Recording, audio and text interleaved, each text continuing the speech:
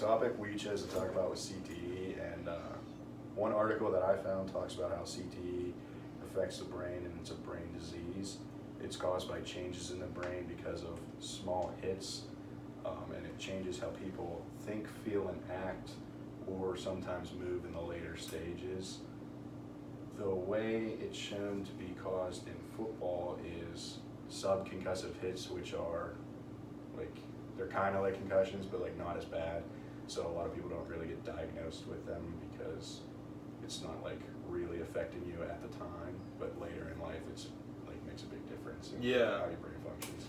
Yeah, I also read how it has to do with repeated head trauma, and the repeated head trauma can lead to a protein buildup in the brain that usually manifests itself in a patient's 20 or 30s. So I think like that's kind of what CTE is. I also have that it's common in many contact sports, but I think what we want to talk about more is football. But just to mention, like, it is common in a lot of contact sports like boxing and hockey, but I think we want to focus on football and maybe more specifically the NFL. So do you want to go into like why, like what the problem really is now that we've defined what CTE is? So most athletes, more so in the NFL, most of the time neglect to report their concussions to doctors, and because of this, they cannot really diagnose concussions as much, and you could have a lot of concussions, and you never know because most of them are subtle and overlooked for the most part, and it happens a lot. And so when the doctors can't diagnose a concussion, then CTE performs later in life because you don't know how many concussions you have, and then that just happens. Also, with CTE, it has very similar symptoms to like, in major cases, Alzheimer's, but most people just see it as just constantly having like migraines or a concussion, and they don't realize they have it. And CTE at the moment is undiagnosable until after death, when they can do an autopsy and analyze the brain. So it results in problems so that people don't really know when they're going to get it, and like they don't know how, like if it's just a concussion or if it's actually a problem, and it causes problems with how long or how short NFL players can play, or how much they can take hits or not. One article that I was reading talked about a high school student that ended up having a brain injury and like dying from it. But the article goes into depth with football helmets, because they talk about how like back years ago when football helmets were just football helmets, they weren't like that strict on like how amazing they had to be. There was like head injuries, but it wasn't as bad as it is now. Like people weren't going for heads, like they weren't trying to hit each other like in the head, and they weren't like they were like afraid of stuff like that. But now after the high school kid's accident, there's a lot of research into how now football players, since they believe their helmets are like a lot safer, they're just aiming for heads. And I was wondering if like, should helmets continue to become safer, or should they just go back to the way they were, just stay the same, and just show players that like these helmets are safe, but they're still not just going to protect you from everything. Like, yeah, that's an interesting phenomenon. I think we like established that it's a medical problem, and if it was just the medical problem of getting hit causes head injuries, how do we solve it? It may be a type 1, but I think the reason this crosses over into type 2 territory is because we all agree that it is a problem, and we don't want NFL players getting mental injuries or having mental health problems because of the sports they play. I think the reason we can't get to that final solution is there's different stakeholders, like NFL fans want to see big hits and they want to see the sport that they like, and we also have to keep in mind the player's health. So it's like a balancing act of how do we preserve the sport, but also how do we protect players that are playing the sport. And that's why I think it's kind of a difficult issue to. And players get mad when like they get told they can't hit one way and they get a penalty, and they get real mad about that. They just want to play how they have always played. They're not really thinking about the safety aspect. Mm-hmm. Yeah, and recently there's been, not recently, but over the past multiple years, there's been 47 new rule changes in the NFL to protect players from further injury. And a deployment of 29 medical staff is required on each of the sidelines to make sure that no one gets hurt too bad, a concussion, TTE, in the future, and make sure that everyone's on the field. And it speaks volume to what the NFL is trying to do and make sure that the players stay safe. They're trying to protect the players as much as they can, as he said, as they're trying to make new helmets that protect the players better. But there's nothing that's going to completely protect the players because there's always going to be head-to-head contact, even though it is illegal right now. But that is an issue. Yeah, and the NFL recently started getting real big into trying to protect the head, because years ago they were adamant that CTE had no correlation to football at all, until the one study that was done where 111 out of 112 brains of deceased NFL players had signs of CTE. And recently, in an article, wife of a former NFL player came out talking about his struggles with brain injuries and how he's paranoid all the time, which are other symptoms of CTE. He just can't get diagnosed with it now because it's not a thing that's able to be diagnosed with when you're living.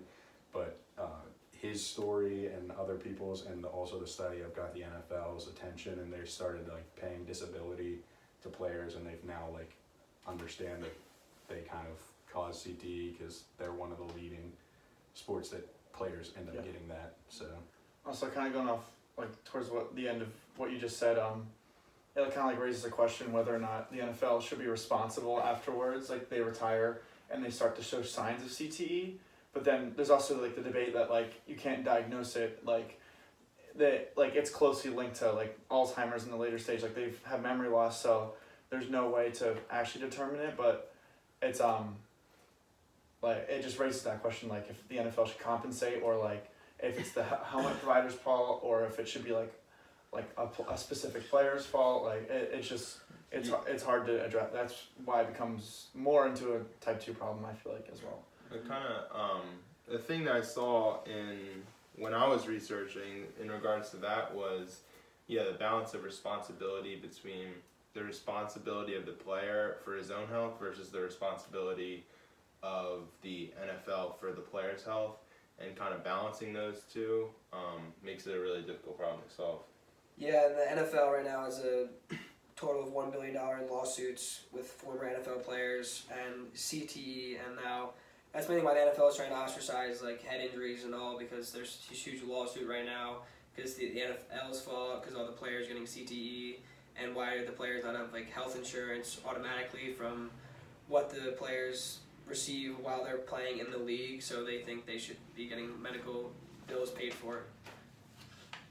Yeah, I saw that lawsuit. I think a bunch of NFL players are participating in that against the NFL. That's still ongoing. I have a question, because it was in one of the studies I was reading, they talked about how length of time is a big factor in if you would get CTE. The longer you play, the higher your chances are, because of hits and everything to the head. But in the study they also said the amount of concussions doesn't change. You can get 15 concussions, and that doesn't increase your chance. Why does that make how does that make sense at all? It could depend on a lot of actual physical features of the body. People can have thicker skulls, smaller brains, more room for the brain to kind of rock around, even though that's the whole thing with concussion is your brain's hitting the front and back of your skull.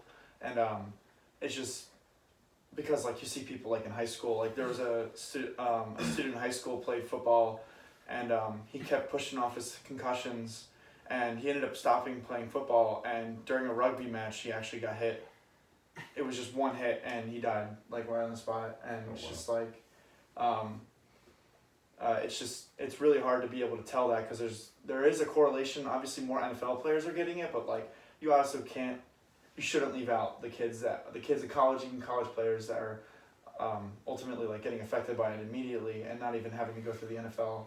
And that's what also raises a lot of issues with only not in the NFL has to deal with it, but it's high school, which is even harder to deal with because it's high school, and NCAA is also. The other thing I guess that kind of makes sense is because they're only studying people that are dead now, because they can't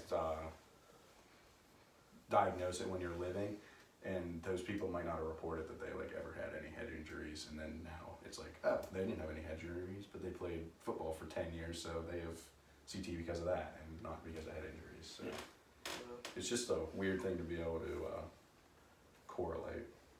Yeah, that maybe links with what you were talking about before, where CTE is, you're saying it's more prevalent in getting hit, Yeah, not it's hard like- enough to give you a concussion, but Because it's like all the little hits that aren't enough to give you a concussion add up so much faster than the amount of concussions that you have. Yeah. So like that is like the main thing that like causes Yeah. the CTE. so maybe by getting those 15 concussions, he Like, was he taken had- out of the game enough time. Yeah, and then like because of like those 15 concussions, like yeah, he was out of the game, or like it was just he got a concussion way quicker. So like as soon as he got hit, there wasn't like Yeah. the subconcussive hit. It was just concussion. He was done. Yeah. So Yeah. yeah. It's crazy how that is because we've seen with the research and all the diagnoses that it's not about how many times you get hit really hard. It's about the repetitive nature of getting hit multiple and multiple times. Yeah. So. And you think 50 concussions is a lot of times, but that's why like CTE is so hard with the NFL because it doesn't happen for everyone. Like some people have more brain issues while playing and they still don't get diagnosed. It's Well, hard. It's also Those- like they don't leave time to heal too. It's like when they're having concussion, they're just like, I'm fine, I feel fine. Yeah. But you have to just wait it out and let yourself rest, and then that's when it starts building up, getting worse. Well, the other thing is you don't even need to get hit most of the time, or well, some of the time, because if you get hit and you like fall on the ground and your head hits off the ground, that's hard enough to be the Yeah. subconcussive, Yeah. but it's not a concussion. So like that adds on to the chances of getting CTE too. Not even you getting hit by a person in the head, you hitting the ground with your head. So Yeah, receiving whiplash, Yeah. and then the whiplash is almost as worse as a concussion. yeah, It has to everything do with just your neck adds up. and like everything. You know, one thing I didn't find in my research, but what I'm curious about is how the position you have in football may affect your chances of getting Yeah. CTE. Like, Yeah. my intuitive sense is that if you play something Like where running back. like a running back, Offensive or a Offensive line, Offensive- probably. Offensive line or defensive line, they don't really get hit at all. They're Yeah, probably- I was well, thinking- they're going Yeah, right head on. Yeah, like, they're Yeah, kind they're of just just, like, hitting each other's bodies. heads. Yeah, slamming it's- to each it other. has to do with they make it half a second to build up enough kinetic energy before it's all dispersed when they hit each other, versus like running back. special teams, they get like a running start Running start. and going maximum speed on contact, and I just Well, was I don't kind of think- wondering like what position So, may affect. I played for years, and then like I know a bunch of people up here that play, and I don't think it really matters what position you are, because yeah, the running backs and like those skill positions, it's like a full like speed hit, but like it's not every play that they're getting a full speed hit. Mhm. The Yeah. line are getting a hit, and it's usually because they use their heads. Like you're taught to like use your head, like not like Yeah, just I played bash that. somebody in the head, but like use your head. So you're getting hit every play. So like I feel like those two add Yeah. together like to essentially be equal. Like the skill positions, yeah, they're going full speed, but it's not every single down. Mhm. But lineman is every single down that they're in, they're getting hit.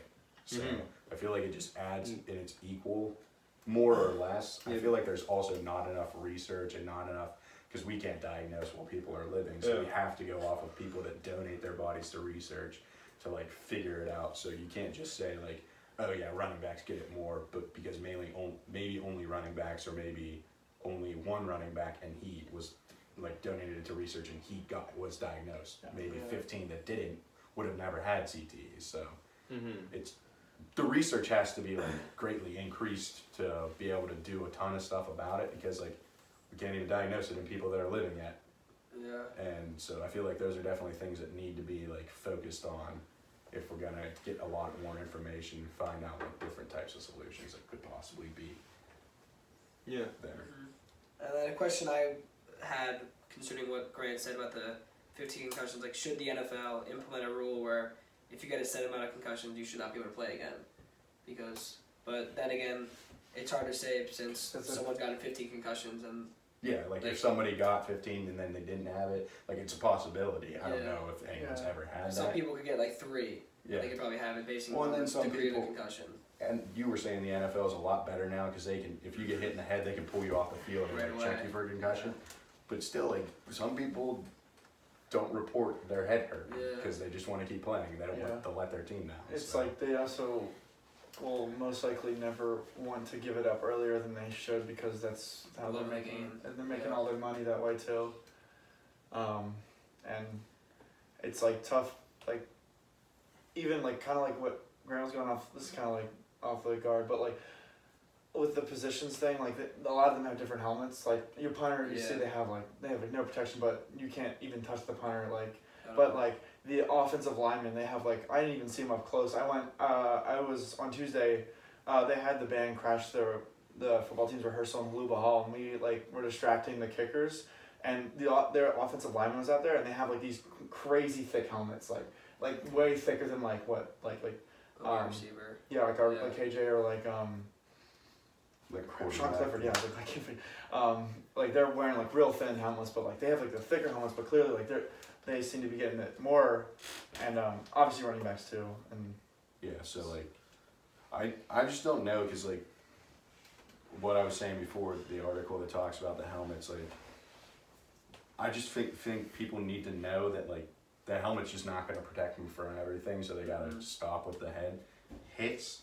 But like that also brings up like the fact that since CTE is linked to football and a lot of people know that now, like it's kind of like curious that so many parents just let their kids play football. Like you think it would die down, but like it hasn't really. That's like, actually one of the. Because like all the colleges are still playing, and no college really just stops playing because of low attendance in football. So it's kind of curious to think about that. That's one of my questions. What are the ethical implications of parents allowing their children to play contact sports? I mean, obviously, my mom said if I ever have 2 concussions, I'm done sports for the rest of my life. She said that when I played lacrosse in high school. That's like not as much contact, but like I got hit in the head a lot. But I never had a concussion, and I guess like my mom's an example that like she'll always like tell me to do the safer option, I guess. And I'm sure there are many other parents that want that, but they also want their kid to do like what they're good at, be like do the best they can at what they love. And it sucks that it's such a physically taxing like activity and like way to like prove yourself, but I guess like parents have an input on what they want, I guess. Yeah, that's a good thought though with the parents, because I got a concussion when I was in high school, and my mom was so serious about making sure that I didn't go on my phone. She took it from me. She's not like on the screen to get a concussion or any of that. Yeah. And they were like so serious with that, and then you figure that people are letting their kids play football and getting banged up almost every play. And that's a good question, because like it is on like the parents sometimes, because they let their kids play football and keep letting them go to the next level, and there's consequences are at hand, and the NFL I guess should be maybe held accountable for all that, but with the parents, yeah, that's true. It was weird with my parents though. Like I asked part of the question because it's just curious to me that parents like let their kids play. But back thinking on it, like I had a few concussions when I played rec league football and then high school football, and my parents just said like sit out. When the doctor says you're fine, you can go play again. Like I didn't play in college or the NFL or anything, so it wasn't like I guess as competitive. It definitely was. But there also weren't people just like diving in head first trying to hit somebody else in the head. Like it was just like, oh, you're in school, let's play some football. Like it was just fun. It wasn't like for money or anything. So yeah, I feel like that's another reason why it's like not a huge thing, parents stopping their kids from playing it when they're little. I feel like it's a different story, like going like, yeah, D1 players, their parents might not stop them because they're going to be able to go to college for free. Like I could have went to different like small schools and played football. My parents are like, do you actually want to play and maybe get hurt, or do you just want to go to school? So like I understand the stopping them like higher up than high school because of like the way it's played, because it's played completely different. But yeah, like my parents during like rec league and everything, they were just like, yeah, go ahead, play, just make sure you're safe. So yeah, that was my experience as well.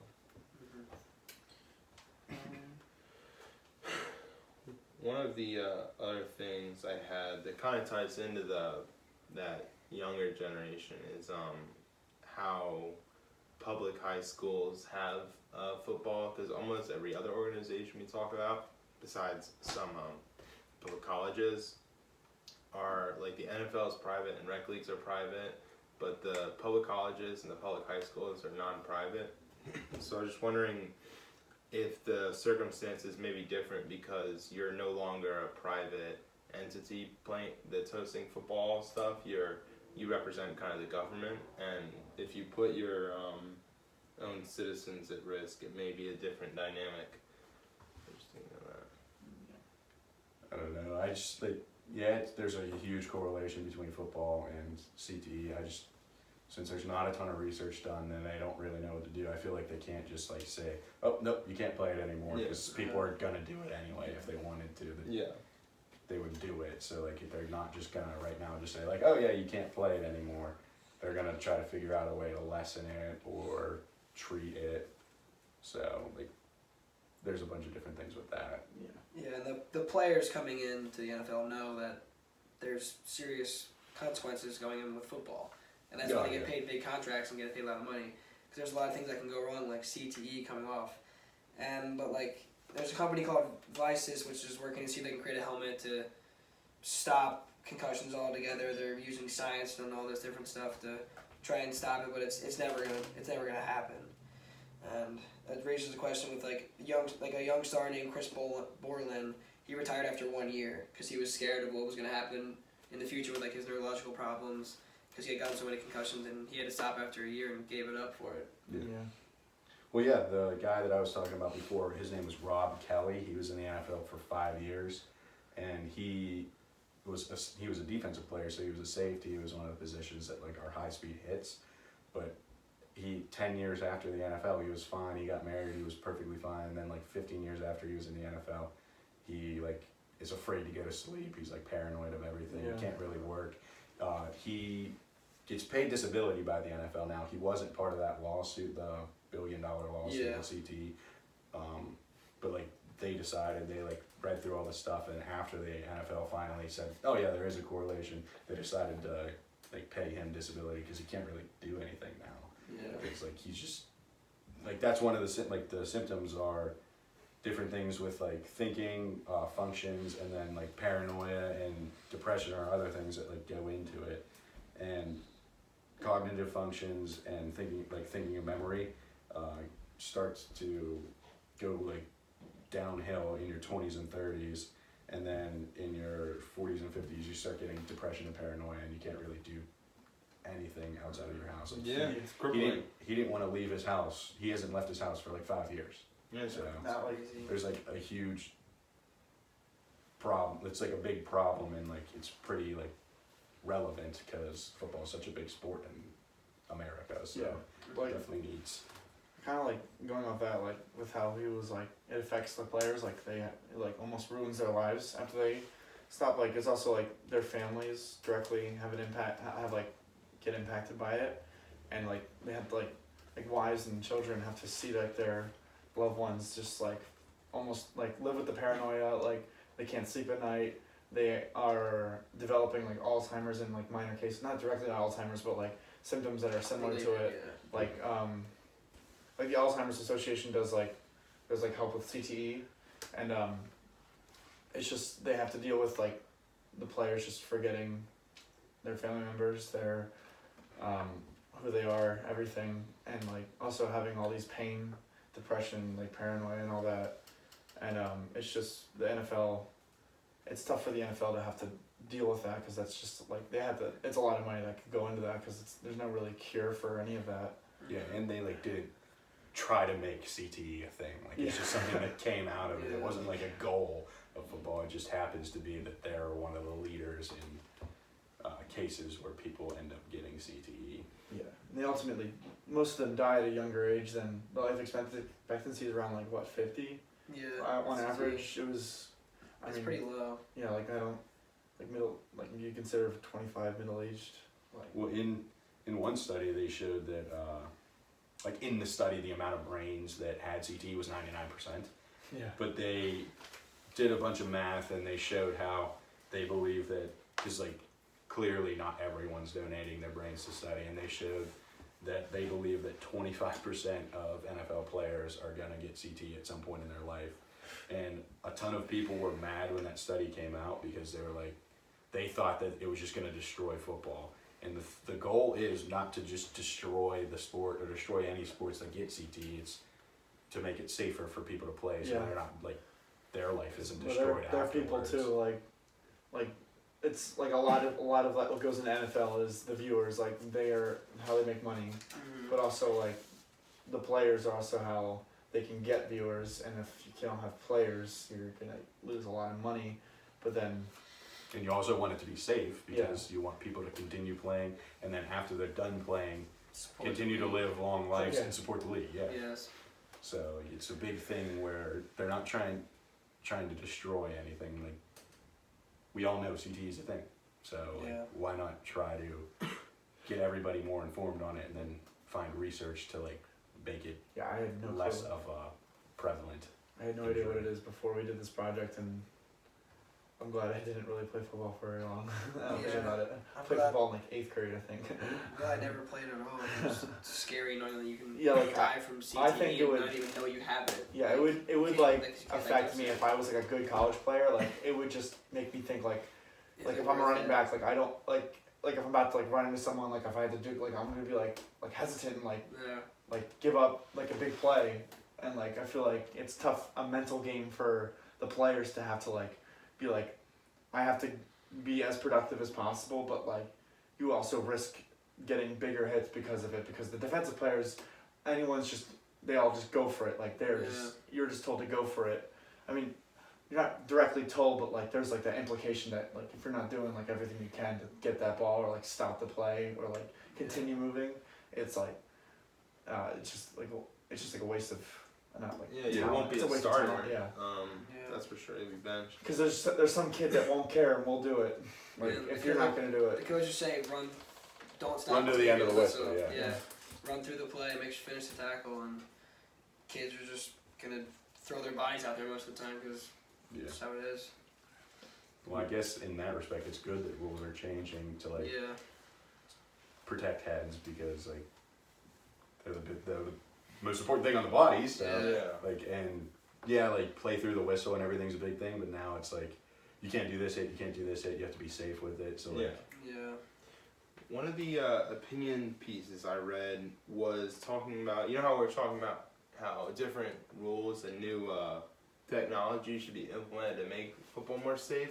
Well, the opinion piece I read was saying that it agrees with that, and it agrees that long term, once we have the protective measures, then that protect players from CTE, then we can return to football. But the thing that it advocates for, until we have those protective measures, to just suspend playing football altogether. I think this is a relatively extreme point of view. Because it's also way extreme. It raises the question will football ever be safe to fully play regarding your head and brain, and not everyone's going to agree with that, so people are still going to play, and then they'll probably get injured, and it makes so much money for a lot of different things that the NFL makes a lot of money, and there's a lot of greedy people in the NFL that keep their money. But there's also a lot of people in the NFL that just donate their money to different types of research. The NFL donates money to different researches for CTE, so it would definitely I feel like it would have more of a drawback. Yes, people would be safe because they're not playing football, but that's also not the only sport that has CTE injuries. So I feel in my mind at least, just cutting it out would have more of a drawback. I agree. I'm just saying, I think the ethical things in conflict are the care, harm, and the freedom. And I agree with you. I do side with the freedom point of view. I think players should have the right to put their own health in jeopardy if that's what they want to do. But it's just something to note that some people value their care and harm. That brings up another thing. I guess they should be free to do what they want to do. I do think there should be rules to lessen the ways you can hit. So you don't care, but people do care if you get hurt. But also if you have the freedom and you don't care if you get hurt, that just throws out that you're gonna probably hurt somebody else too, because you're doing everything you can. So like yeah, those go into the fact, but it's still like I feel like it needs to be monitored, but like not to that extreme. That's like way too extreme. And like, should the players be like given research about CTE, like knowing what can happen in the future, like what CTE actually does? Because a lot of people have heard of CTE, but they don't know actually like what comes of it in their later years. of the NFL probably has no idea Yeah, what it actually is. they have no idea, and maybe they should be given like before they go into the NFL like a course on like what happens to the brain after repeated like head trauma and what's going to come of that. And like we've said, it's going to be you're going to live less, and when you're older, you have problems sleeping, be depressed, and all problems that. doing anything that a regular person can. Yeah, so. they don't necessarily know all those precautions, and that's why only some people are stopping playing after a little bit, because they might know what's actually going to happen, but other players don't know what will happen to them. Kind of like a question I had, like an open question. Like what things like fame or media, like attention, have prevented players from like seeing out like the CTE and all that stuff? Like obviously players are really caring about like money, like think of the jerseys, the photo ops, the social media, like the fame, and like if they even know about CTE, and like do you think they would like ever stop playing because of it, or do you think they really just care more about the short-term effects? Like I feel like they're thinking more about short-term and this. Yeah. I feel like it depends on who it is, because there's definitely some players that are all about the money and they want the max deal and they want to be popular, so they're gonna play no matter what. But I also feel like there's the ones, like a lot of the like really good players that you don't hear about. If they found, or if there was like a new study that showed that if you play football for 2 more years, if you play football for 2 years in the NFL, you are 100% gonna get CTE. I feel like a lot of players would stop, and those are probably gonna be the ones that are like less into the fame and the money. They just are playing because they like the sport. Like everybody's in it for the money, because that's why anybody ever has a job. Yeah. Like, but I think if there was conclusive evidence that there's no way to get around CTE and like you're gonna like no matter what, a lot of people would stop. But the people that still play it are the ones that like want to be celebrities in the NFL. Mm-hmm. So yeah, I think they just. There's a lot of them that I know do care about playing football. Like, I'm sure Tom Brady, for how long he's playing, I don't think it's about the money. I think he just loves loves winning. He just likes the rings. Yeah. People just like winning. And he has and he's what, 40 something? 42. Yeah, 42. Players in the league. And I can't imagine the older you get, the less likely you get CT. Like I feel like you're probably more likely to get it the older you get. Obviously, because you're not deteriorating, but like. One study said that your chances of go up like 10 times if you play longer than 15 years of football. Yeah. So that's like ridiculous. clearly not everyone. Yeah. Like your chances go up, so clearly not everyone's gonna get it. And Tom Brady might be one of the ones that never gets it, but your chances go up so much more. And then if you play less than 3.5 years, your chances go down 10 times actually. So like there's both sides of it. Also, quarterbacks are like able to play longer because they don't really get hit that hard. Yeah. It's usually just like a small tackle, or sometimes they get a cheap shot when they slide. And if they do get hit, it's like few and far in between. Like they're not getting hit every single play. Yeah. Depending on the type of quarterback you are, like the ones that run probably get hit way more often. But Tom Brady's able to play for that long, and he probably won't even get CTE because he's gonna hit that much. But we never know because we don't really know that much about CTE in the first place. My one big question was, because I never saw it in my research, why is there, like, what is the reason that it can't be diagnosed? Like, what is the big reason that you can't diagnose it until after death? Well, it's mainly on like a brain analysis. Like they look at it, like there's like pictures of like brains that like it almost looks shriveled in a way. But like obviously like I think what I found with my research. The main question is, he was saying that, and I saw it too, that a protein grows in your brain. Yeah. Like, how can't that be seen? Like, it doesn't make any sense. Yeah. Like, why? Because they say they do PET scans and everything now, and they're like trying to do research on like how like PET scans and CTs can be used to maybe diagnose it. But like, why? What is the like? You guys might not know, and people might not know. Like, it just doesn't seem like it's. It seems like there should be a way to be able to say you have it. Yeah, there's probably just like if they can do research on a dead person's brain, like they're looking at a brain, and they're like, this person had CTE. Like all those studies that they do, where 111 out of 112 NFL players had CTE. Why can't you do that in a living person? It's certainly easier to diagnose a dead brain because you can take it out, take it out. open, Yeah. look. We know so But, like, little. I feel we know like- so little about the brain. But yeah, it's hard to like experiment on it when it's Yeah, someone's living alive. person, Yeah, because yeah. like the If you need to brain's take a so sample, cautious, that's yeah. maybe Like it seems yeah. like they. if it doesn't come up in a scan and you need to take a sample. I mean, I guess we're not really medical professionals. Yeah. Oh yeah. Like I have no idea. I'm It pretty just- sure we don't know that much In about my the brain. mind, it It's- seems like since there should be a way that like, Yeah, I'm scan sure there it, is. but because like you know when you hear about brain We just don't tumors, know you're yet. like brain tumor, like most likely that person's gonna pass away because like the brain's so hard to navigate through Yeah. and like experiment on because There's no of like room how in there either. yeah it's so sensitive in there. One little touch and that could Like you ruin can something. lose all like your motory senses or like anything like that. yeah. But I think it's like the symptoms are also so closely related to like Alzheimer's and like just different having- brain diseases. Yeah, different, but like it's also like there's got to be a correlation. Like they're seeing a lot of NFL players come in, and oh yeah, we're at 30 some minutes. They like it's just the close linkness with Alzheimer's and Yeah. Okay. it's Well, like, overall, like I just found that yes, there's a huge correlation with football, and there's the main thing is about CT is the length you play is really the determinant, and the subconcussive hits aren't able to be diagnosed, but those are like the 100% main reason some people get you get CTE. So like it's how long you play, it's not like how hard you play.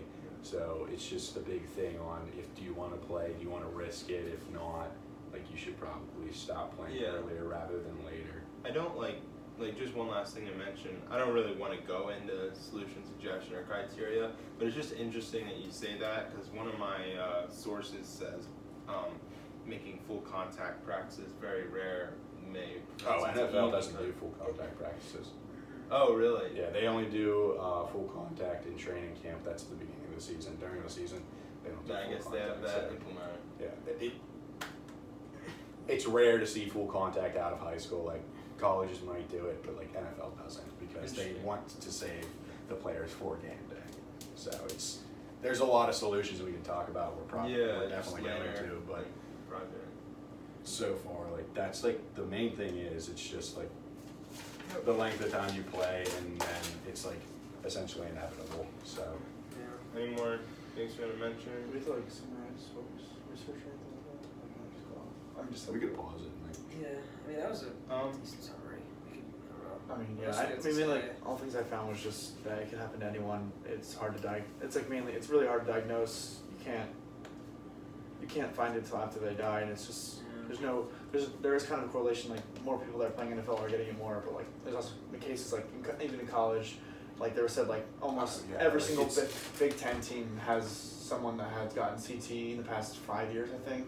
well, like some of the research I did, it shows that you don't have to ever play NFL. Like there's college students that brains have been researched after death and diagnosed with it. So yes, there's like the outliers that you could just play for a little bit, but like more or less if you play for a certain amount of time, like you have a very greater chance of getting it.